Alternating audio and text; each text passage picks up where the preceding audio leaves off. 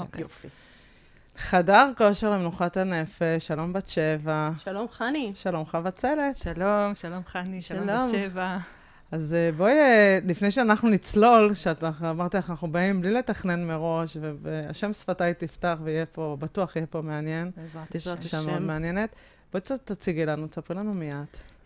חבצלת דולב, אני נשואה, אימא ל10 ילדים, אני גרה ביישוב נריה, ואני מרצה במרכז שפר, מרכז שמכשיר מנחים ומנחות לתחומים של חינוך ילדים, זוגיות ומודעות עצמית. חוץ מזה, אני מעבירה השתלמויות לצוותי הוראה, הרצאות, סדנאות, מלווה בדרך לזוגיות. מי שלא מכירה שפר, בואי תגידי לנו את זה בכמה מילים. אני באמת הרבה נתקלת, נשים שואלות אותי על שפר. זה כמו שפר, זה נגד שפר. מה את אומרת על שפר? איך שפר? כאילו זה שיטה ששומעים עליה הרבה. זה נראה לי גישה, נכון? יותר גישה משיטה, כי זה איזושהי הסתכלות כוללת על החיים. אבל בוא נגיד ככה, אם אנחנו מתמקדות נגיד בנושא של מודעות עצמית, כן? לא... אז שם אני אגיד בגדול. ההסתכלות שלנו על האדם היא מאוד מאוד שונה מאשר הסתכלות על הטבע. זאת אומרת, הטבע עובד בצורה סיסטמטית של סיבה ותוצאה, קורה משהו כי משהו אחר גרם לזה. אני שומטת חפץ, כוח המשיכה גורם לו ליפול למטה. יש חלק מעולם הנפש לקח את זה והעביר את זה, העביר את אותו סיסטם גם לעולם הנפש, אבל עולם הנפש עובד בצורה אחרת לגמרי. כי יש שם פקטור אחד שמשנה את כל התמונה, וזה בעצם הבחירה החופשית של האדם. והיא משנה את זה שזה לא משנה מה היה או מה קרה, או מאיזה מקום אני מגיעה, בסופו של דבר השאלה היא לאן אני רוצה ללכת. זאת אומרת, מה המטרה שאליה אני צועדת. וזה מה שמנהל את נפש האדם. ולפעמים אנחנו בטעות בודקים את נפש האדם, או בנקרא ככה, מתייחסים לזה כשאנחנו פוגשים איזושהי בעיה, איזשהו חסם. אנחנו בודקים מה הסיבות שגרמו, וזה מצב שמביא אותנו המון פעמים למבוי סתום. כי אוקיי, אז זו הסיבה שגרמה. עכשיו מה אני אמורה לעשות עם זה? אני תקועה! ובעצם כשאני מבינה שהאדם לא פועל בגלל משהו שקרה לו, הוא פועל בשביל להשיג איזושהי מטרה, כי יש לו בחירה חופשית. אין שום דבר שמכריח אותו לפעול בצורה מסוימת. כמו שאמרתי, אם קודם אני משומטת חפץ, כוח הכבידה מכריח אותו ליפול למטה. אדם שום דבר לא מכריח אותו. אפילו אני אקח דוגמה נורא קיצונית, מצמידים לו אקדח לרקה, ואומרים לו, או שאתה עושה את זה, תמיד הבאתי את הדוגמאות מהאינקוויזיציה, עכשיו יש לנו את זה עם החטופים. עכשיו, בדיוק, עכשיו יש לנו את זה עם החטופים. חטוף שחזר ואמר, שאמרו לו, או שאתה מתאסלם, שאנחנו הורגים אותך, או תהרגו אותי. זאת אומרת, גם שמצמידים לאדם אקדח לרקה, יש לו בחירה.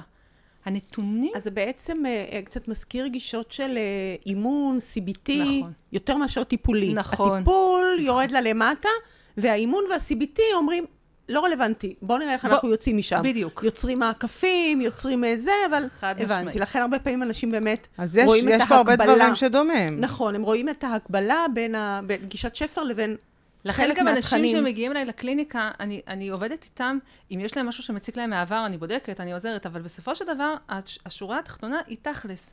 אוקיי, יש בעיה, בוא נראה איך אנחנו פותרים אותה, בוא נראה איך אנחנו יוצאים, וכולי. אני אוהבת.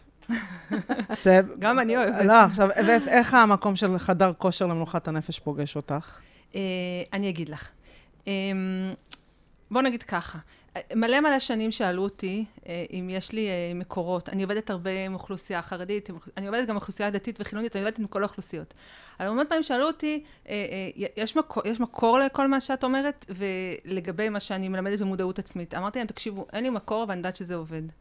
עד נהיה לי טוויסט, התחלתי ללמוד טניה, ופתאום גיליתי שכל מה שאני מדברת, יש שם. זה, בעצם אני אסביר רגע מה אני אומרת. אני בעצם, מה שלמדתי, מה שאני מלמדת, זה שלכל אחד בתוכנו, בלא מודע, יש איזושהי הגדרה פנימית, שוב, היא לא מודעת, והעבודה שלי זה לחשוף אותה למודע, ואז יש לי יותר דרך להתנהל מול זה. יש לי איזושהי נקודה פנימית לא מודעת בנפש, שהיא זו שחוסמת אותי. היא גם זו שמוליכה אותי קדימה. היא מנהלת אותי וחוסמת אותי. זה תוקעת ומקדמת. כן. זאת אומרת, יש לי איזשהו כוח גולמי פנימי, שלכל אחת זה משהו אחר, לכל אחת זה הגדרה שונה, ויש גם תהליך מאוד פשוט שאפשר למצוא מההגדרה. אבל אם אני מוצאת את ההגדרה שלי, אני מבינה ששוב אני אומרת, זה איזשהו כוח גולמי שהשאלה לאן אני לוקחת אותו. ויותר מזה, השאלה האם אני רותמת אותו, זה כמו מנוע של מרצדס. השאלה אם אני רותמת אותו בשביל השליחות שלי, בשביל לעשות דברים טובים בעולם, או שאני רתומה אליו. האם הוא משרת טוב או שהוא אדון גרוע. ותמיד הנקודות שבהן אנחנו תקועות בחיים, יהיו הנקודות שבהן אני משועבדת לדבר הזה, ואז הוא נהיה אדון מאוד מאוד גרוע. וכשלמדתי על הנפש הבהמית, כבר בפרק א', אמרתי לעצמי, וואו, זה בדיוק זה לא יצר הרע. זה לא הוא כותב שמה, שגם רחמנות וגמילות חסדים מגיעים מהנפש הבהמית. זאת אומרת, זה לא יצר הרע, זה איזשהו כוח גולמי שיש בתוכי, ועכשיו השאלה מה אני עושה איתו. האם אני רותמת אותו לאלוקי, או שאני נרתמת אליו, ואז אני גם מדרדרת. כשדרך אגב, בסוף אני כל הזמן גם וגם. כי אין סיום למסע הזה, זה כאילו... נכון. כי זה כל הזמן שם, וזה כל הזמן במאבק, איך הגעת לטניה? איך הגעתי לטניה? אני מאוד אוהבת ללמוד.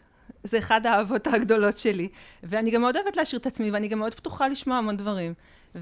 ואז שמעתי שיש שיעור, ואמרתי, אני הולכת בודקת, יש דברים שאני בודקת, ולא מצא חן בעיניי, אני הולכת משם. אבל זה, על הפרק הראשון תפס אותי לגמרי, זהו, אז זה כבר שנה שנייה, ומאז אני שם. איזה יופי. ולא, והמקום הזה... לא, בת שבע זה טניה, זאת אומרת, אחד מהדברים שלך זה שאת מוסרת טניה, איך אני הגעתי אלייך, זה טניה. את הגעת לבת שבע דרך הטניה. דרך שיעור טניה שנפתח, כן. זה תמיד אני צוחקת, זה שתי האהבות הגדולות של החיים שלי. טניה ושער הביטחון. שער הביטחון. אז חברה, ועשיתי מזה את ה... עשינו מזה ביחד, כן. לא, עכשיו, מה עוד מעניין? ששנים אמרתי, יש פה רק שתי אפשרויות, אין אפשרות שלישית באמצע. או שאני עובדת את עצמי, או שאני עובדת את הקדוש ברוך הוא. לעבוד את הקדוש ברוך הוא זה בדיוק להיות מחוברת לנפש האלוקית, ולעבוד את עצמי זה בדיוק להיות מחוברת לנפש הבהמית שלי. אני רוצה רגע לעשות פה סוגריים, כי אני חושבת שבאמת אצל אנשים הרבה פעמים יש טעות, כי הדרך שלהם לעבוד את הקדוש ברוך הוא, היא דרך דווקא מעצימה את הנפש הבהמית שלהם. תסבירי. הם רותמים את הקדוש ברוך הוא, והם בעצם מצרפים למשל, הורים שמתקשים לראות ילד שלא הולך בדרך. עכשיו, הם מבחינתם, זה שהם רבים איתו, זה שהם עושים שם מניפולציות, זה שהם מגרשים אותו או מקרבים, או לא משנה מה, הם בעצם עובדים את הקדוש ברוך הוא, כשבעצם הם עובדים לגמרי את הנפש הבהמית שלהם. זאת אומרת, יש שם כל כך הרבה מקומות לבלבול. השאלה זה, עובדים את הקדוש ברוך הוא, או בעצם המסגנים של הקדוש, עובדים בשביל. זה מה שאני אומרת, הם רותמים את הקדוש ברוך הוא, נשים מול הבעלים. אני בדיוק באתי להגיד שבזוגיות אני... אבל הקדוש ברוך הוא, אני אומרת לה, הקדוש ברוך הוא, אם הוא הביא אלך את הגבר הזה, העבודה היא אצלך, לא צריך שתעזרי לו לתקן אותו. אז שם באמת יש... נכון. בזוגיות רואים את זה המון. בא לי לא קל מתפילה. אני אומרת לה, מה הבעיה שלך? אז היא אומרת, מה זאת אומרת? זה חובה לא קל מתפילה. אז אני אומרת לה, רגע, בעלך מדבר לשון הרע? אז היא אומרת לי, כן, אמרתי לה, וזה מפריע לך? היא אומרת לי, לא. אמרתי לה, רגע, לא הבנתי, זה ציווי של הקדוש ברוך הוא לא פחות מאשר לא קל מתפילה. לא, אבל כשהוא לא קל מתפילה, אז יש לי פדיחה מהשכנות. כשהוא מדבר לשון הרע, בסדר, אף אחד לא יודע, זה לא... ואז אני יכולה להראות לה, גברת, רתמת את הקדוש ברוך הוא כי זה נוח לך, בשביל שלא הלך לא תהיה פדיחה. לא כי את באמת דואגת או כמו תתלבשי צנוע כדי לכבד אותי. מה הקשר? מה הקשר? את לא סיפור. אבל במקום של זוגיות זה גם הרבה פעמים פוגש מול הילדים. האחריות שלי לילדים, אם הוא לא עשה ככה וככה. לא הבנתי מה... אוקיי, דיברתי איתה על, הוא לא קם בבית כנסת והשכנות, אבל איך מה הילדים ילמדו? ודאי, כן. זה טענה הרבה יותר חזקה מהשכנות. נכון. איזה דוגמה אתה נותן לילדים. ואז מה את עונה? איך הם יקומו אחר כך לבית כנסת. אני אומרת שלילד יש שני הורים, ויש לו שני הורים מדויקים. ושני ההורים האלה, ואם הם צריכים לראות אבא שלו קם לתפילה, אז הם יראו אבא שלו קם לתפילה. ואם לך מאוד חשוב שהם יקום לתפילה, אז תאמיני שהוא יראה גם את הדרך שלך ושהוא ירצה לקום לתפילה. ילד יכול לבחור בסופו של דבר את הדרך שלו, גם אם ההורים שלו עושים משהו אחר. אז אני אומרת לה, אז את צריכה להאמין בבן שלך, ובעלך יעשה מה שהוא עושה.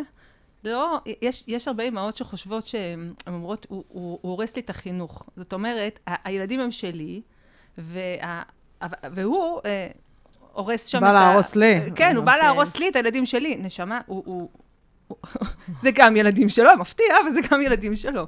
כן, אבל זה שם צודקת, ובאמת מאוד מאוד מאוד רותמים את זה. יש הרבה אנשים שיש להם המון התנגדות לשיטה. אני חושבת שחלק מההתנגדות, ודרך אגב, גם אני הרבה פעמים... על איזה שיטה את מדברת? אני מדברת כרגע על שפר, כי אני חושבת ששפר מביאה את זה בצורה הכי לפנים, את העניין הזה שבכל סיטואציה יש לך בחירה, ולא רלוונטי מה היה, מה שרלוונטי זה מה יהיה. והרבה אנשים מרגישים שהם לא מקבלים, לא, שאין שם, שלא... אין רכות? לא מקשיבים הם לא מקבלים כאילו מענה אבל לא הקשבת מאיפה באתי, אבל את לא מבינה מה עשו לי, אבל כאילו... לא, אני אגיד לך משהו. אין מצב שאישה תבוא אליי ותגיד לי את כל הזה, ואני אגיד לה, תקשיבי, זה לא משנה מה היה לך, בוא נצעד מפה והלאה, זה לא הדיבור. אני, גם יותר מזה, אם היא באה ואומרת לי, תקשיבי, קרה לי בעבר ככה וככה, גם אם אני יודעת שהיום היא יכולה לבחור משהו אחר, עצם זה שהיא מעלה את זה, סימן שזה יושב לה פה. אז אני רוצה להבין למה זה יושב לה פה. אני רוצה להבין איך אני יכולה לעזור לה עם זה שזה יושב לה פה. אני אף פעם לא אסתום לה את הפה. אני באה עם המון כבוד לבן אדם שמגיע אליי, עם המון ענווה, אני משתדלת לפחות, עם המון, בואי תגידי לי, אם זה מציק לך, אז אני רוצה להבין. עכשיו, אני אוביל אותה לזה שהיא יכולה להבין שהיא יכולה לבחור למרות. אני אוביל אותה לשם, אבל לא ממקום נוקשה של, איך אמרת, לפנים. גברת, זה לא רלוונטי, תבחרי הלאה, ביי. זה לא מסדר צבאי פה. זאת אומרת, אני כן... יש אנשים שאת תגידי להם, אני לא יכולה לעזור לכם, נגיד אנשים עם פוסט-טראומה קשה, או... כי את יודעת, הרבה אנשים שגם לומדים אצלי את הטניה, מתחילים לזוז באי נוחות, כשאדמו"ר זקן בעצם בא ואומר, כאילו, בכל מצב יש לך בחירה. ואז מתחילים להעלות לי את הענייני פוסט-טראומה, ואת הפגיעות הקשות וכאלה. יש נגיד אנשים שאת אומרת, לא, אני לכם, אתם באמת, אין לכם כרגע את יכולת הבחירה שלכם? לא, אני חושבת שזה לא משנה מה קרה לי, גם עם פגיעות וגם עם דברים אחרים. אני לא מכחישה את הפגיעה. אני לא אומרת לאישה, לא, הפגיעה לא כואבת. כואב לך, אז כואב. אבל עכשיו בואי נראה, אם את עכשיו תשקיעי בפגיעה, זה יקדם אותך או זה ישיג אותך אחורה? אני מראה לה את האינטרס שלה בלדעת שיש לה בחירה חופשית. אני לא אומרת לה, את חייבת לבחור. אני אומרת לה, תקשיבי, בואי נחשוב, זה מוביל אותך למקום טוב, או זה מוביל אותך למקום דפוק? ואין פה בכלל, אני חושבת אבל משהו שבת שבע שואלת. אין פה מצב של פתולוגיה, זאת אומרת, אין פה מצב של אנשים שבאמת לא מסוגלים כרגע. עכשיו, אני מייצגת כרגע את המתנגד. כן, רגע, לא, אוקיי, שנייה. יש מצב שבן אדם לא מסוגל, שאלת אותי שאלה בהתחלה, עוד לפני הפירוט, רציתי להגיד לך שאנשים שאני לא מצליחה לעזור להם, זה אנשים שלא כל כך רוצים לקחת אחריות על החיים שלהם. לא לזה התכוונתי, אלא באמת, האם קיים מצב שבן אדם נמצא במצב נפשי קשה, קליני, שהוא לא מסוגל, לא יכול לקחת אחריות על החיים שלו. כן, יש מצב כזה. ואז, יש מצב ואז לא, אז אני אומרת, אם בן אדם מרגיש שאני לא, או אני מרגישה שאני לא יכולה לעזור לו, אז אני אומרת לו שילך לעזר בדרך אחרת. לפעמים צריך לקחת כדורים, לפעמים צריך לקחת מישהו אני רק לא מאבחנת מראש, אני לא כך מאבחנת, אני לא אומרת לראש בן אדם, אני לא יכולה לעזור לך. אם אני יושבת עם בן אדם, אני רואה שהוא לא במצב נפשי. האם אובייקטיבית, בפנים הוא גם לא יכול לעבוד, או שזו תפיסה שלו, אין לי מושג, אני לעולם לא אדע. כן. אבל אם בפועל, מה שאני רואה, שאני לא יכולה לעבוד, אז בסדר, אז אני לא. כן, כי שם יש הרבה התנגדויות. זאת אומרת, שם אני חובה, גם כשאני מלמדת טניה, אז גם בכלל בתורת הנפש, הרב גינסבורג, שהוא מביא הוא אומר שבעצם כל מצב נפשי, אפילו מצב נפשי פתולוגי, הוא מדבר אפילו על סכיזופרניה, הוא מדבר על מקומות כאלה, הוא אומר, עם אמונה אנחנו יכולים לתקן את זה. ולמה יש את הבעלי מקצוע הנוספים? הוא אומר שאמונה יכולה לתקן את המצב הזה. זאת אומרת שלא צריך את עולם הפסיכיאטריה. נכון. הוא סגר את עולם הפסיכיאטריה. כן. הוא בעצם אומר שברגע שמתקנים לבן אדם את האמונה, זה מה שהוא אומר, שברגע שמתקנים לבן אדם את האמונה, הוא יכול להתגבר על כל חולי נפשי. ומה קורה אם מגיע בן אדם שהמצבר שלו ריק, מרוקן? תראי, אני לא יודעת, אני לא הרב גינסבורג. אני בכלל לא נמצאת במקום הזה, כי אני באמת על עצמי, אני לא מקבלת אנשים שאני מרגישה אפילו בקצת, שיש שם צורך כן במשהו או תרופתי, או אפילו איזשהו טיפול רגשי עמוק. אני מרגישה שאני לא... נגיד מישהי שהיה לי אפילו חשש שיש שם איזשהו פוסט-טראומה מאיזושהי פגיעה שהיא עברה, אמרתי, אני לא נוגעת, אני מפחדת לגעת שזה יתפוצץ, כי אין לי את הכלים בשביל להכיל אותה. אבל בעניין של האמת, זה מה שבעל התניא אומר. זה מה שבעל התניא אומר. הוא אומר, לא משנה מה קרה לך, יש לך תמיד את היכולת, הקדוש ברוך הוא נתן לך את כל מה שאתה צריך כדי להתגבר על זה. בשביל זה אמרתי לך, אני לא יכולה אבל לדעת... זאת האמת, זה לא בהכרח שכולנו יודעים איך להפעיל את זה. אני לא יכולה לדעת באובייקטיבי באמת, האם הבן אדם כן. לא יכול, או שזו התחושה הסובייקטיבית שלו. אבל זה לא משנה, בגלל שאם בסופו של דבר זו התחושה הסובייקטיבית של הבן אדם, אז אין לי דרך לעזור לו אם זו התחושה שלו. בשפר, אולי אני אספר איך הגעתי לחבצלת, איך אני מגיעה לאנשים מיוחדים. הייתה פה אסתי ברוד הייתה אצלנו בפודקאסט, וככה אנחנו חברות, וגם הייתי בקורס שלה, של הזוגיות, שהוא קורס באמת באמת מדהים. ואז יום אחד, לא יודעת, אולי שיתפתי באיזשהו, שאני מתמודדת עם איזשהו אתגר, משהו שקשור לדימוי גוף או משהו כזה. אני אמרתי, בתוך החדר כושר, השם מכניס אותנו לשעות נוספות, בחדר כושר, ואז אמרתי, את יודעת, אני לומדת בשפר, ויש איזה אחת, יש לנו מנחה מדהימה, חבצלת, והיא עושה מדי פעם, איך זה נקרא הדבר הזה? שאת עושה התנסות עם מישהי? אני עושה ייעוצים בלייב לנשים. עושה ייעוץ בלייב לנשים לא מהתלמידות. לא, לנשים לא מהתלמידות, התלמידות צופות, וככה הן לומדות. זה סוג של למידה, יש לזה שם לדבר הזה? סטאז'? לא.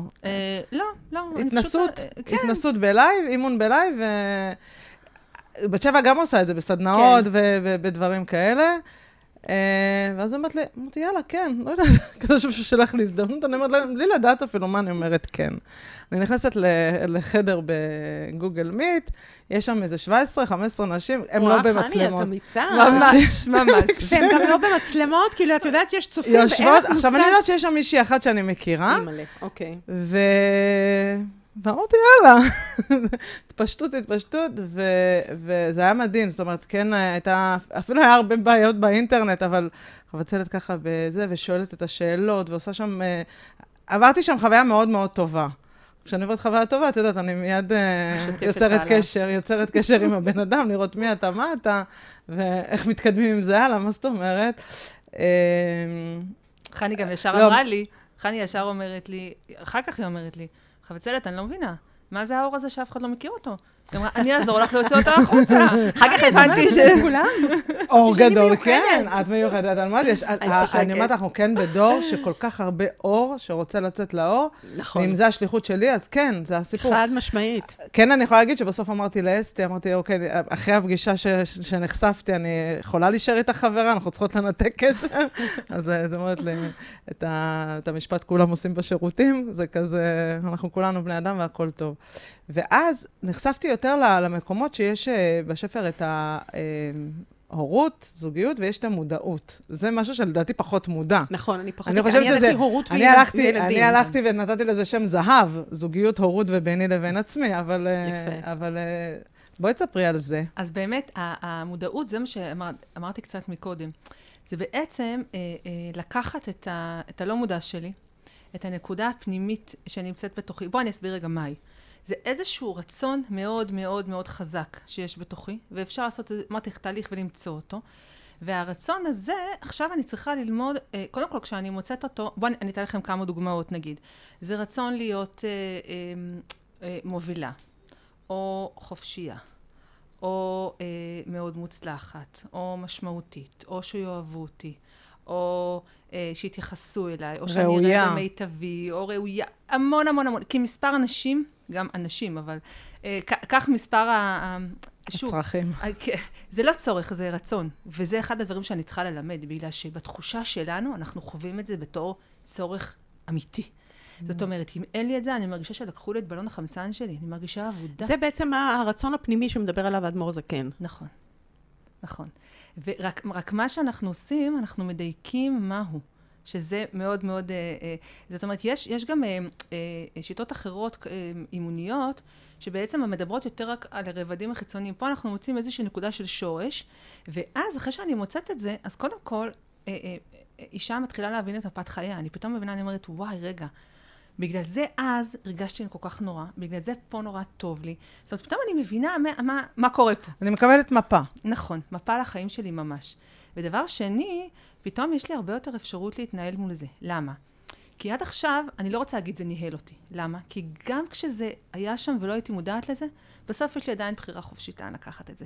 גם אם זה נורא קשה, גם אם זה נורא... בסוף יש לי בחירה חופשית. אבל, אם אני יודעת את זה, הרבה יותר קל לי לנהל את זה. ובאמת, בסוף מה שאני צריכה, אני אומרת לאנשים, זה המנוע של מרצדס. אבל אני רוצה שאתן תהיו הנהג, ולא הוא. כי כל עוד הוא הנהג, אני מסתבכת בחיים שלי, אני מתחילה... כל הבעיות שלי נוצרות בעצם כשהוא הנהג. בואי תתני דוגמה. אני אתן דוגמה. אם אני רוצה מאוד מאוד להיות משמעותית, בסדר? כוח מהמם. אני יכולה לעשות איתו המון טוב בעולם. אם אני רותמת אותו, מדבר במושגים של התניה, אם אני רותמת אותו לנפש האלוקית שלי, אז אני יכולה לעשות עם זה דברים מדהימים בעולם. משמעותית לעולם, זה בעלת השפעה, את מתכוונת? יכול להיות בהמון רבדים. או משמעותי זה גם יכול להיות אחד על אחד? לא, זה גם יכול להיות... משמעותי זה שיש לי משמעות, שמישהו צריך אותי.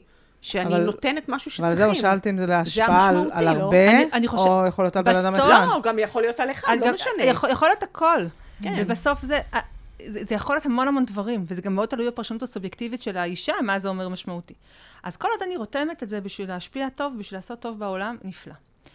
אממה, שמגיעה נקודה, אני קוראת לה כמו קו פרשת המים, שהגשם יורד או לפה או לפה, אז כל עוד אני לוקחת אותה ומטפסת איתה הלאה, נפלא.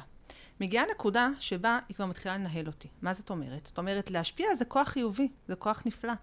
אבל כשאני כבר כל כך תלויה בזה שאני חייבת להיות משמעותית, אז מה קורה במידה ופתאום היה איזו סיטואציה ולא הייתי משמעותית, או הייתי אפילו מאוד לא משמעותית? אני מרגישה עבודה.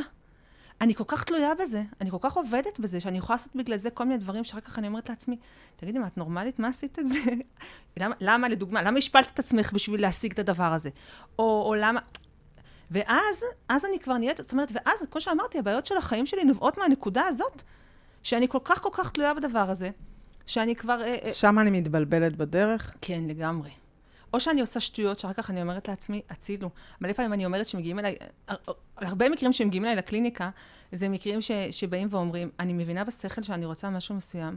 למה ריבונו של עולם אני ממשיכה כל פעם לעשות? הפוך, איך זה יכול להיות? למה אני כבר 1000 פעם אמרתי לעצמי, שאני אצליח להגיד לא לילדים.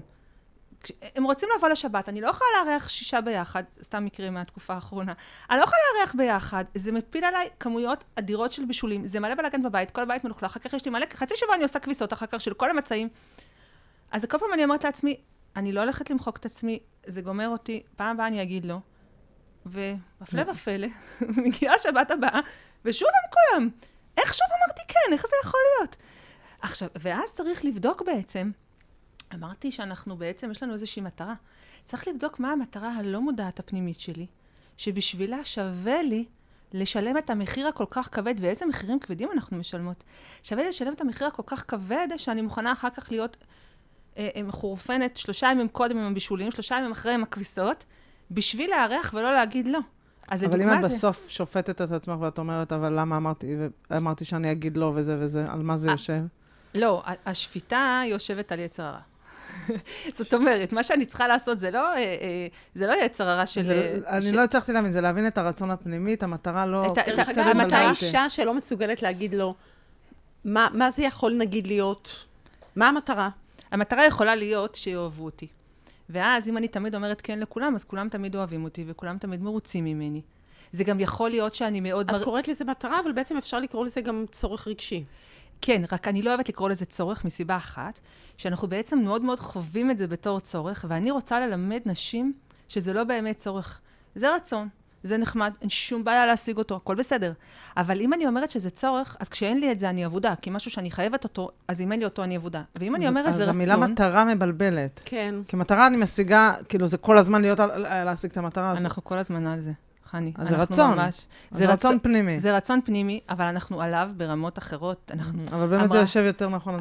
כאילו המילה היא שאנחנו מתרגמים את זה לצורך, ואת אומרת, זה לא באמת צורך, כי אתה יכול להתקיים. זה לא צורך, זה רצון. אבל והרצון הזה, זה המטרה שאנחנו רוצים להשיג, שהרצון הזה יתממש. ובשביל זה אנחנו גם מוכנים לשלם לפעמים מחירים מאוד מאוד כבדים. ואז אנחנו... ואז מה? את מחזירה אותי לנקודה בהבנה, ואז מה הפעולה שקורית אחר כך? עכשיו אני אומרת לך ככה, בסדר? את בוחרת להיערך, כי את מאוד רוצה שיאהבו אותך. עכשיו בואי תחליטי. יש פה כמו המשקל הזה של פעם, בוא נשקול רווח מול הפסד. את מעדיפה לארח, ואז כולם יהיו מרוצים ממך ויאהבו אותך, אבל המחיר הוא שאת תצטרכי לבשל המון לפני, לעשות המון כביסות אחרי. ואת גם לא תאהבי את עצמך. גם זה, נכון. ואמרתי, אבל האופציה השנייה, שאת אומרת לעצמך, רגע, אם אני מבינה שזה רצון ולא צורך, אז יש לי רצון שיאהבו אותי. אבל אם אני יודעת שזה לא צורך, אז לא בכל מחיר. אז אם אני משלמת מחיר מאוד כבד, אז אולי אני יכולה לבחור. איך היא ממלאה את החלל? נוצר שם, זה בור. זה בורות רגשיים. כאילו, בסדר, אז בחרתי, אבל זה בור. בדיוק, ואז היא מגיעה לשבת הזאת, והיא מאוד מאוד ריקה. יש בור שם. לא, שנייה, אם היא אומרת, אני מגיעה לשבת ואני ריקה, ויש שם בור, ולא שווה לי, אני אגיד לה, אין בעיה, אז בואי תארחי, שבוע הבא את כל השישה, הכל בסדר. אני לא אומרת לה לא לארח, אין לי אג'נדה מה כדאי לעשות. אני רוצה לעזור לבן אדם איפה שלא טוב לו. ואם היא אומרת לא טוב לי, אז אני אומרת, אז בואי תחליטי, אם את רוצה. את רוצה לארח, שזה המחיר או לא? אני חושבת שאצלנו, מה שאני מרגישה שאולי זה מה שלאנשים קצת קשה בבחירה הזאת. אנחנו מנסים לפצח מה זה שפר, אה? כאילו, זה מרגיש לי, נו. כשאדמו"ר זקן, כשהוא מדבר על המקומות האלה, הוא גם כל הזמן מדבר על הנושא של החיבור. ואני חושבת שוב, אני מניחה שהשיטה כנראה עובדת, והיא עובדת מצוין ומעולה, אבל יכול להיות שאם כן היה שם איזשהו מענה לאיך אני כן יכולה למלא את הדבר הזה בעצמי, לעצמי. אני אתן לך דוגמה, בסדר? הגיעה אליי מישהי שעושה דברים, בוא נקרא לזה בצורה יפה, מאוד אסורים בכל קנה מידה. רק אם אני רוצה רגע לדייק, זה פר אקסלנס מוח שליט על הלב. כן. פר אקסלנס. חד משמעית. למרות שאני גם עובדת עם כלים של, אחרי המעשים נמשכים הלבבות, ועם כלים של דמיון, כי הכוח של היצר הרע הוא כוח של הדמיון. אז אם אני עובדת איתו בדמיון הפוך, אז גם אני יכולה לעבוד. אבל בעיקר מוח שליט הלב. אז אם אני חוזרת לדוגמה, אמרתי, הגיעה אליי מישהי שעושה מעשים אסורים בכל קנה מידה, והיא מודעת לזה. רגע, עכשיו ברח לך, תזכירי לי, בת שבע משל. אני דיברתי על למלא את הצורך. כן. ואז בדקנו, עכשיו, היא מבינה בשכל שהיא עושה דברים אסורים, זה גם לא טוב לה עם זה, בשביל זה היא באה אליי, ואמרתי לה, בואי נבדוק, בדקנו בעצם מה המניע הפנימי הלא מודע שלה. הסיפור שלה היה שם להיות עטופה. ובהגדרה שלה, הדבר הזה עטף אותה. אז אמרתי לה, בואי ננסה לחשוב איזה עוד דברים יכולים לעטוף אותך, שתלכי עליהם ולא תצטרכי את הדבר הזה. אז פה אני כן מראה לך דוגמה, שאני הולכת למקום, שאני אומרת, אוקיי. אז לי היה חסר באמת בדוגמה עם האמא, זה היה נורא קר שם. תבחרי, או להישאר בלי אהבה, או לבשל. ופה את אומרת כבר משהו אחר, לא, פה את הוספת לי משהו. אבל גם אמרתי את זה, אני אומרת את זה כל כך ברכות בת שבע. אני בטוחה. זה לא העניין. אבל שם, בדוגמה ההיא קצת הרגשתי קיבוץ בשבילה. כשאת מדברת, בואי נמצא, נבין את הצורך, ונראה איך את יכולה לספק. עוד פעם, את הרצון בעיניי. או את הרצון, בסדר. נבין שיש לך רצון להיות עטופה, אז בואי נראה איך את יכולה לספק את זה בצורה אחרת, שהיא לא תהיה מנוגדת לערכים שלך, אצל אותה אישה, כאילו זה החלק אני מניחה שזה כנראה נמצא שם בקליניקה, המקום הזה של, כי הרי היא רוצה להיות אהובה. ופה היא אומרת, כאילו, זה משאיר אותה מול שוקת שחורה, את נורא מרגישה. קשה, כן, כי את אומרת, אוקיי, רגע, אבל... או שאני אצטרך להתאבד על זה, או שזה לא יהיה לי בכלל. רגע, אני אגיד לך איפה אני חולקת עליך בת שבע. את מניחה, אולי אני חולקת, חכי, אולי תגלה שלא, אני לא יודעת. הנה, כי כשהבאת לי דוגמה נוספת, ראיתי שאנחנו מדברות אותו דבר. לא, אני אומרת, את מניחה שיווצר לה שם בור, כי אם זה משהו שאנחנו חייבים אותו, אז באמת נוצר בור שאנחנו לא מקבלים אותו. או אפילו רוצים אותו. נכון, אבל אם זה ברמה של רצון, אז לפעמים הבור הוא כבר אצלנו הבור הוא יותר קטן. אם זה ברמה של צורך, אז הבור הוא מאוד גדול. אם ברמה של רצון, הבור יותר קטן.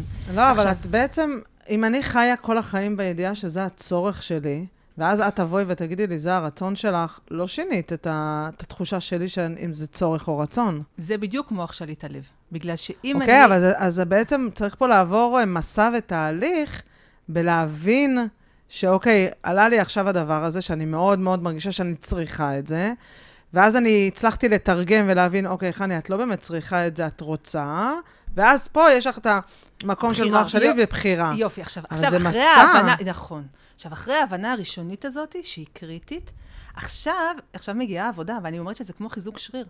זאת אומרת... חדר כושר. נכון. זה בדיוק כמו חיזוק שריר. כי אם עכשיו יש לי שריר מנוון ביד, ואני, כל תנועה הכי קטנה, אני מזיזה אותה, כואב לי נורא. אבל אם אני עושה את התנועה הקטנה הזו וכואב לי, ואז אני עושה עוד טיפה, ועוד טיפה, ועוד טיפה, לאט לאט, עכשיו, לפעמים אני אומרת לאנשים, כשאני שולחת אותם עם תרגילים הביתה, איך להתאמן, אז אני אומרת, נגיד, את עכשיו בסיטואציה, את מרגישה שאת חייבת עכשיו להיות עטופה. אז קודם כל, את צריכה להזכיר לעצמך, אני לא חייבת להיות עטופה. איזה רצון, הוא לא חייב להתממש, אני לא עבודה אם הוא לא, ואני אומרת לה, תוך כדי שאת אומרת את כל המשפטי מנטרה האלה לעצמך, תעשי ככה עם היד. תזכירי לעצמך שאת מחזקת עכשיו את השריר. ולא מחזקים אותו בשנייה. זה לא לוקח שנייה. זהו. אז זה באמת, זה לא, כאילו, זה לא שחור, זה לא קאט. זה לא שחור לבן. אי אפשר לעשות את זה בקאט. לא, ממש לא. ההבנה הראשונית היא סוג של קאט. קאט C-U-T, לא... כן, כן. כן? אחר כך זה דורש, וזה עבודה לכל החיים. כמו שאמרת, שזה המלחמה לכל החיים, זה עבודה לכל החיים בסופו של דבר. אז מה בעצם עוזר שגיליתי את הצורך רצון, שאני מדברת איתו כל הזמן? יודעת לדבר איתו? בוא אני אגיד לך משהו. שנים היה לי דיון עם בעלי, האם נצרך לדעת את ההגדרה המדויקת שיש לכל אחד בנפש או לא? מה זה נצרך? סליחה. לא נצרך. נצרך ודאי לא. האם זה מועיל או לא? בעלי אמר לי, לא, מה אני צריך את זה? הוא אמר לי. הוא אמר, יש לי תורה, יש לי הלכה, יש לי תלמידי חכמים, יש לי ספרי אמונה, מוסר וזה. הוא אומר, אני יכול לזה, יש לי גמרא, אני לומד שמה, אני לא צריך את הדבר הזה. לימים, הוא מצא את הנקודה שלו, ואז הוא אמר לי, ניצחוני בניי. כי מה היה לו שם? זהו. ואז אמרתי לו, מה? אז הוא אמר לי, זה מקצר תהליכים. אוקיי, אז אני יודע, לפי ההלכה או לפי המוסר, או לפי התורה, מה אני אמור לעשות, אבל פתאום כשאני מבין מה מנהל אותי, זה פשוט מקצר את התהליך. זה לא מוריד את ההדרכה של התורה, מה אני אמור לעשות עכשיו, הוא אמר לי. ידעתי את זה גם קודם, אבל פתאום אני מבין איפה אני תקוע, מה חוסם אותי, כי זה בדיוק הנקודה של גלות החסם. זה מה שאני גם עובדת עם, נגיד עם רווקים טוב, לא גם גרושים, ולא משנה, אבל אני אומרת, זה מה שאני עובדת עם מחפשי זוגיות. בעצם, הרבה פעמים אנחנו תקועים עם איזשהו חסם, שחוסם אותנו עכשיו, באמת, כמו שאמרתי, יש פה שני רצונות שלפעמים הם סותרים. יש את הרצון המודע, אני מאוד רוצה להתחתן באמת. יש גם כאלה שאומרות לי, אני לא ממש רוצה, אבל הרוב באמת אומרות שרוצות להתחתן, ובאמת רוצות להתחתן. אבל בתוך תוכי, יש לי משהו ששם נורא מלחיץ אותי. גם מאוד מפחד... אני תמיד קוראת לזה, אני לא אומרת לאנשים, אתם לא רוצים מספיק. אני גם לא אומרת. יש משהו שאתם רוצים יותר. נכון. יש משהו שאתם רוצים. החסימה הזאת, זה הרצון להגן על עצמי, או הפחד שיקחו לי את החופש, או אני לא יודעת בדיוק. ושם נקודת הרצון היא חזקה יותר. נכון. ועד שאני לא אבין אותה, אני לא אצליח. נכון. יש לך כלי פרקטי? אנחנו פה באימונים. איך אפשר לזהות את הרצון הזה? כן, רק אני חייבת להגיד שהכלי הפרקטי הוא ייתן לנו לרוב את האזור ואת הסביבה של המקום, את הנקודה המדויקת מהניסיון שלי אי אפשר למצוא בלי לעשות תהליך, אבל ודאי אפשר לעשות גם את הסביבה, וזה מספיק טוב בעיניי. לקחת את החיים שלי... רגע, זה כבר יקצר תהליכים? כן, זה כבר מקצר תהליכים, ודאי, כי זה מלמד אותי על עצמי. והנקודה היא מה שאני יכולה לעשות, אני יכולה לקחת את החיים שלי, אפילו לקחת שבוע אחורה, חודש אחורה, שנה אחורה, לעשות לי רשימה בשני טורים של הדברים שבהם היה לי טוב, שבהם הרגשתי מלאה, שבהם הרגשתי שטוב לי, שאני הקרקע יציבה, שנעים לי, שאני בהיי, לא משנה איך תקראו, את כל המקומות שבהם היה לי לא טוב. לא טוב זה יכול להיות לא טוב קצת, וזה יכול להיות עבודה, וזה יכול להיות כל הרמות של לא טוב. וזה בעצם שני הפכים אחד של השני. ואז אני בעצם רוצה לנסות לזהות, נגיד באיזשהו מקום הייתי, הרגשתי איזה פדיחה. אוקיי? עשיתי פדיחה, אז אני אומרת לעצמי רגע, מה היה? ואם עשיתי פדיחה, מה זה אומר עליי? מה זה? ואז אפשר לנסות, שוב אני אומרת, הדיוק זה לא ייתן, אבל הסביבה זה יכול לתת, ואז אני יכולה לגלות על עצמי שאני מחפשת שליטה. אני יכולה לגלות על עצמי שמאוד חשוב לי איך אני נראית. אני יכולה לגלות על עצמי מלא דברים. וכשאני מגלה בעצם איפה המקומות שבהם הם, מה שקוראים היום אזור הנוחות שלי, ואיפה המקומות, כל המקומות שבהם היה לי רע זה המקומות שהם לא אזור הנוחות שלי, ואז אני יכולה טיפה לגלות שוב את הסביבה של הנקודה הפנימית הלא מודעת שלי, ואז אפשר גם להתחיל לעבוד עליה. והעבודה המרכזית, מה שאמרנו, ההבנה הזאת, העבודה המרכזית היא ההבנה שבתחושה שלי, בחוויה שלי, אני חייבת את זה, ובפועל לא. ושוב, אין שום בעיה להשיג את זה. זה לא דבר רע, זה לא דבר לא נכון. אבל אני לא חייבת את זה, כי ברגע שאני הופכת את זה לחמצן, אני נהיית משועבדת לזה, ומשם מתחילות כבר כל הצרות. את אומרת, בת שם. אוקיי, מה אני אומרת? אני צריכה לחשוב. לא, זה פתאום פעם ראשונה מגיעה פה קולגה. לא, בוא נגיד לא, היה לנו פה כבר נשים בזה. תראי, יש המון הגבלות בין שתי השיטות. אחד הדברים שבאמת מאוד... נחשפת השיטה של חדר כושר מנוחות הנפש? כן, הייתי בקבוצת וואטסאפ כמה חודשים, כתבתי לך כמה פעמים הודעות, כמה זה עוזר לי, וענית לי. כן, אני משתדלת. אני אגיד לך מה. אני יודעת, גם יש שיטת איתן. נכון. את מכירה את השיטה? לא. שיטת איתן? זה גם איזושהי שיטת טיפול דרך הטניה. אוקיי. איתן, טניה, היפוך אותיות. שגם שם העניין של מוח שליט על הלב הוא מאוד מאוד מאוד... עכשיו, אני יכולה להעיד על עצמי שנושא מוח שליט על הלב הוא אחד הנושאים שממש עשיתי עליו פרופסורה. דוקטורט. בעיקר על עבודה על עצמי. אלא שבאיזשהו שלב קלטתי, ולא יכולתי לעשות את זה לבד, הייתי צריכה לעשות את זה עם מישהי, שהציבה לי מראה מול הפנים, שאני אלופה במוח שליט על הלב, אבל אני לא מחוברת. מעניין. לא מחוברת, כי בעצם מרוב הרצון לשפר ולדייק, ויש לך בחירה, ומי את אמורה להיות, ומה את אמורה להיות, וכל הדבר הזה, כל החלק של ההכלה, כל החלק של לתת כן מקום לצורך הרגשי, ואני יודעת שזה, ולא צורך ורצון וכל הדברים האלה, ואני מאוד מכירה את המקום, הרבה פעמים גם אנשים באים אליי בטענה, זה לא רק שליטה, זה מאוד נוקשה, זה מאוד, תפסיקי לבלבל את השכל, תעשי מה שצריך ומה שנכון ומה זה, ותהי מדויקת, והבנתי לאט, שמוח שליט על הלב ללא חיבור, לצרכים הרגשיים לפחות מההסתכלות שלי, זה גורם לנו להיות אנשים שעושים דבר נכון, אבל אנחנו בחצי של מי שאנחנו יכולים להיות. לא, משהו מתפספס. ובעצם פה זה כן לראות איך אני כן נותנת יותר מענה גם לצורך הרגשי, כי אם הקדוש ברוך הוא טבע בנו והוא טבע בנו, הרי איך הוא עשה את זה? כשאנחנו מדברים נגיד על אנשים שיש להם רצון מאוד גדול, רצון לאהבה, רצון לפרסום, רצון שיקשיבו להם וכולי, איך הקדוש ברוך הוא גורם לדבר הזה להתפתח? הוא מביא את אותם אנשים לבית שלא מספק להם את הצורך הזה. כל המפורסמים היו ילדים שאף אחד לא שם עליהם, שהם לא היו מספיק חשובים, שהיו דברים הרבה יותר חשובים מהם. יכלו לגדול בבית, דרך אגב, מאוד מאוד מאוד נורמלי. מאוד, אבל ההורים היו עסוקים, או לא משנה מה. זאת אומרת, ילד שהופך למרצה גדול, זה לרוב ילד שבבית היו או פשוט 10 אחים, והוא איכשהו אף אחד לא הקשיב לו, ובעצם מה שהקדוש ברוך הוא עושה, הוא גורם לנו שהוא מייצר לנו בור רגשי נורא גדול, עם חסך נורא נורא גדול, וזה בעצם מדליק את האש מתחת לדבר הזה. עכשיו, זה נכון שאתה יכול רק לבוא ולהגיד, אוקיי, זה לא רלוונטי, הדבר היחיד עכשיו, בוא תבחר את הדבר הנכון, בוא תעשה את הדבר הנכון, אבל איך אני ממלא את זה? רגע, אז אני אומרת משהו אחר. כן. אני חושבת שהקדוש ברוך הוא טבע בנו את הרצון המאוד מאוד חזק הזה בתוכנו. והוא רצה שנעשה איתו את השליחות של החיים שלנו. והוא גם מפעיל עלינו לחץ. נכון. בילדות הוא מפעיל עלינו לחצים מאוד קשים במקום הזה. הוא רצה שנעשה את השליחות שלנו דרך הדבר הזה. כן. והוא מעוניין בזה. כן. וזה ההשפעה שלנו על העולם. חד משמעי. זה הכלים שלנו. חד משמעי. זה החוזקות שלנו. כמו שאמרתי, זה מנוע של מרצדס. אז עם זה אני אמורה להשפיע על העולם. נכון. ולכן, עכשיו, אני לא רואה את המקום הנוקשה הזה בדרך שלי, אני אגיד לך למה. כי אני כן אומרת לאנשים, אני לא אומרת לה, תקשיבי. כל הצורך שלך להיות משמעותית, או להיות מפורסמת, או להיות אהובה, או לא זה, זה צורך מטופש. מה זה הקשקוש הזה?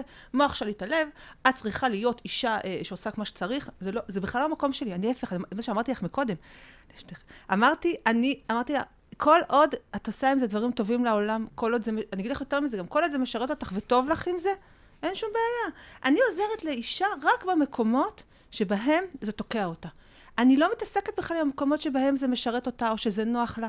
אפילו אם היא רתומה לזה, כמו שאמרתי מקודם, אפילו אם היא משועבדת את הדבר הזה, אבל נוח לה עם זה, אני לא נוגעת במה שבן אדם לא מציק לו. ולכן אני בכלל לא מנטרלת את החלק הרגשי הזה מהאישה. אני לא מנטרלת אותו, אני לא מזלזלת בו, אבל פשוט, בגללו, פחות אנשים מגיעים אליי, בגלל שבן אדם לא בא להגיד לי כמה טוב לו, בן אדם להגיד לי איפה לא טוב לו. אז שם אני עוזרת לו. אבל החלק הרגשי הזה קיים, נוכח, ואני אומרת, הוא מצוין, כל עוד הוא טוב לך איתו, נפלא, שם אנחנו לא נוגעות, בוא נדבר איפה קשה לך, רק איפה היא תקועה. ולכן, אז זה בכלל לא המקום המבינה. כן. אבל מה ממלא את החסר? כי מי שמגיע אלייך מגיע עם כאב. את בעצם אומרת, אין חסר, יש רצון. לא, אדם חווה את זה בתור חסר. שנייה. אדם, אני לא אומרת... אז איך, מה את עושה עם החוויה הרגשית? זאת השאלה שלי. זאת אומרת, מה קורה שם עם החוויה? אם את מיד אומרת לה, זה לא צורך, זה רצון? לא, אני לא מיד אומרת לה, זה לא צורך, זה רצון. קודם כל, שנייה. קודם כל, אני בכלל לא מזלזלת בחוויה הרגשית שבן אדם מגיע אליי. לא חשבתי שאת מזלזלת, זה כזה לא נראה. לא, אני אומרת, אני גם, וגם, בואו, גם אני, יש לי את הנקודות שלי, אני יודעת מה זה להרגיש חוסר מטורף, שכאילו את, למות מרוב, אני יודעת מה זה, אני יודעת בדיוק, אז אני נורא מבינה את מי שיושבת מולי. מצד שני, אני אומרת לה את זה באמת עם המון חמלה, אבל אם אנחנו נשאר במקום הזה, שזה באמת חוסר אמיתי, אובייקטיבי, אנחנו ניתקע, כי באמת הקדוש ברוך הוא מזמן לכולנו מקומות שבהם התנאי הפנימי שלי, הרצון הפנימי החזק שלי, לא מתגשם. אבל את מדברת איתה לפה, מה קורה עם פה? יש לנו פה הרי את התת מודע, את סך הזיכרונות, את סך החסכים, את סך הכאבים. הכל פה יופי, אני מבינה, מעולה מה שאת אומרת לי. איך אני מתחברת לפה? למה את חושבת שזה לא מתחבר לפה? כי זו שפה בוגרת. נכון, כי אני בעצם לוקחת... זו שפה מאוד בוגרת, היא מדברת לחלקים הגבוהים שלנו. אני באמת חושבת, ואפשר לראות דרך אגב הרבה מאמרים של הרבי מלובביץ' של התניה, שהוא מוסיף באמת איזה שהם דברים שקצת ככה מקרבים את בעל התניה לדורות שלנו.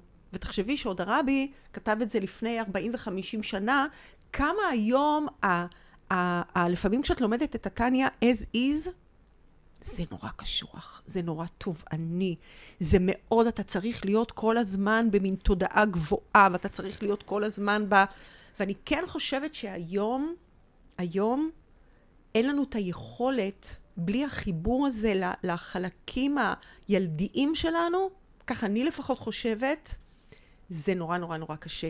אז אתה מצליח, אבל אתה מנותק. ואז את יודעת, אני פוגשת אנשים שכשאני שואלת אותם מה הם רוצים, הם באמת לא יודעים מה הם רוצים, כי הם מנותקים. מנותקים. הם עובדים מפה.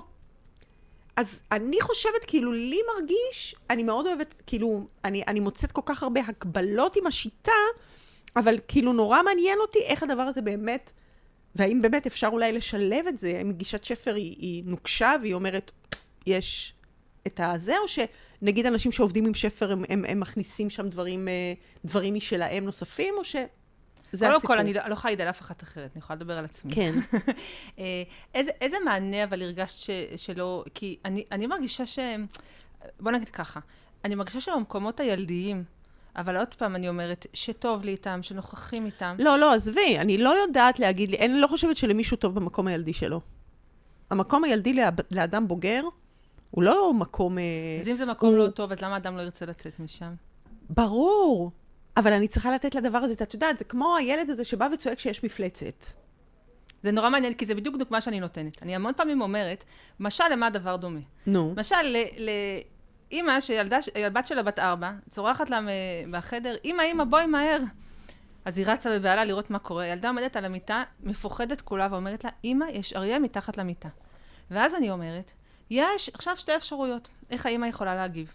היא יכולה לתת לה את היד, להגיד לה, בואי חמודה, בואי נסתכל מתחת למיטה. תראי, אין שם שום אריה, אריה יש רק בגן חיות. אמרתי, והיא יכולה לקפוץ על המיטה יחד עם הילדה ולהגיד לה, את צודקת, אנחנו עבודות. ויש דרך שלישית. כן. הדרך השלישית, היא אומרת, קודם כל, הילדה כרגע בחוויה של פחד. אני מחבקת אותה, למרות שאני יודעת שאין מפלצת. אבל אני קודם כל נותנת לה מענה לצורך הרגשי. כשאני נותנת לה מענה לצורך הרגשי, כי אם הילדה בחוויה שיש מפלצת, היא אומרת, כשאמא אומרת לי, בואי נסתכל למטה, זה כי היא פשוט לא הבינה אותי. אבל אמרתי לך, קודם אני נותנת לה יד.